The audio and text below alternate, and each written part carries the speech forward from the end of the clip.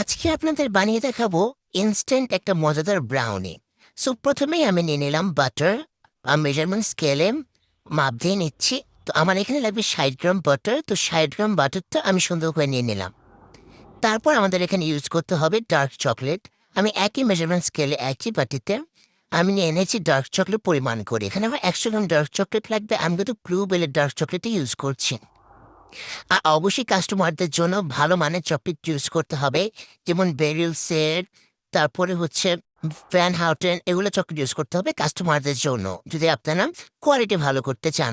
তো আমার কিন্তু এখানে বাটার অ্যান্ড চকলেট পরিমাণ করে নেওয়া হয়ে গিয়েছে। আমি অফ ক্যামেরায় চকলেটটা মেল্ট করে নিয়েছি। এখানে তারপর চিনি দিয়ে দিব 50 গ্রাম।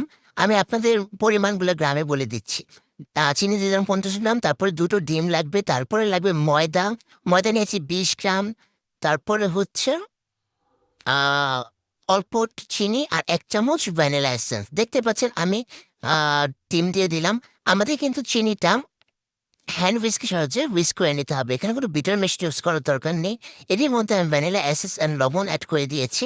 সুন্দর করে মিক্স করে নিয়েছি। তারপর এখানে দিয়ে দিয়েছি ২০ গ্রাম ময়দা এবং ১৩ গ্রামের মতো কোকো পাউডার। আমি কিন্তু কোকো পাউডার ডার্ক ইউজ করেছি। আমি একটু ডার্ক ফাজ ব্রাউনি খেতে চাচ্ছিলাম।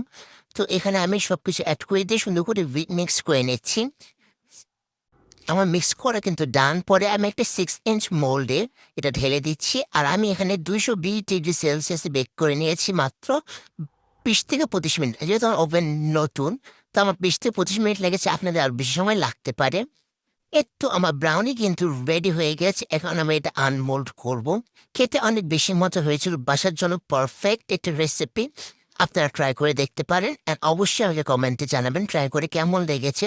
অ্যান্ড হ্যাঁ, আরও যদি এরকম রেসিপি পেতে চান আমাকে জানাবেন। আমি আপলোড করব। আ এই তো আল্লাহ হাফেজ, ভালো থাকবেন।